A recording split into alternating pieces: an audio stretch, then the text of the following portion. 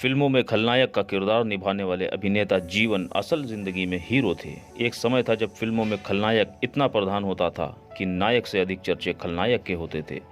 ऐसे ही समय के खलनायक रहे हैं जीवन। उन्होंने अपने जीवंत अभिनय से फिल्मी पर्दे पर वो छाप छोड़ी है कि उनकी छवि विलन की बन गई।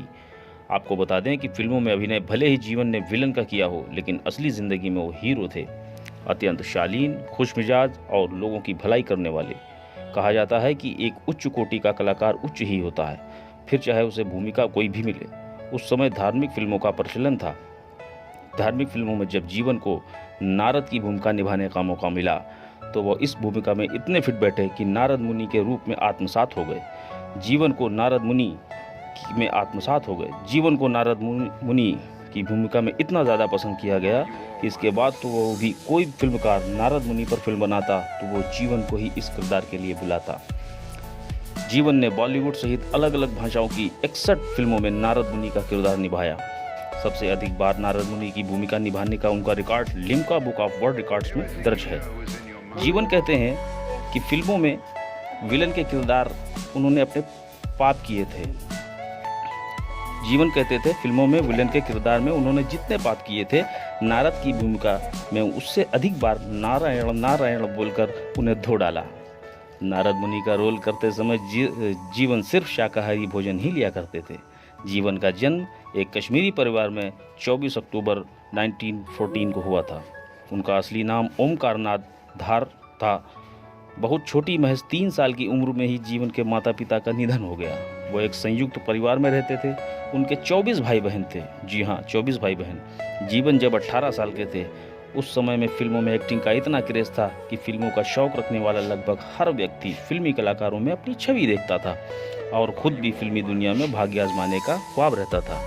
यही वजह थी कि बॉलीवुड में तब ऐसे बहुत से कलाकार हुए जिन्होंने घर से इजाज़त मिले बिना भी घर से भागकर फिल्मों में अपना करियर बनाने की मुंबई की ओर रुख किया। जीवन भी फिल्मों में अभिनय का ऐसा ही शौक रखते थे और घर से इजाज़त न मिलने के बावजूद वो घर से भागकर फिल्मों में भाग्य आजमाने मुंबई आ गए। आपको जानकर आश्चर्य होगा कि जीवन जब मुंबई आए तो उनकी जेब में सिर्फ और सिर्फ 26 रुपये थे।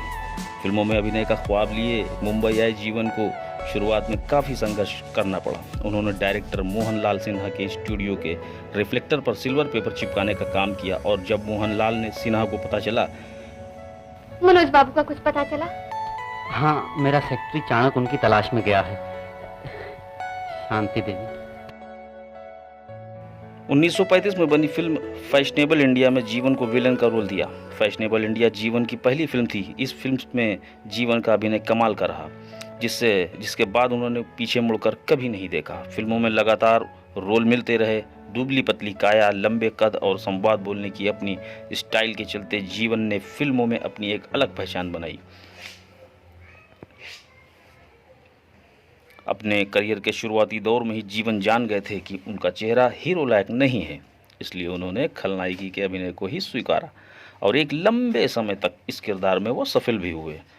हिंदी सिनेमा में जीवन 60, 70 और 80 के दशक के एक पॉपुलर विलन रहे।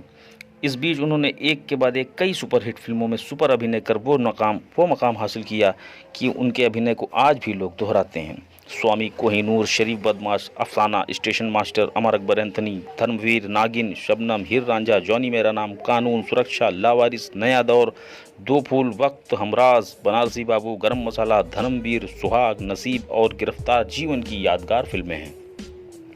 10 जून 1987 को 71 साल की उम्र में जीवन का निधन हो गया। गौरतलब है कि जीवन के बेटे किरण कुमार भी हिंदी सिनेमा के मशहूर एक्टर हैं।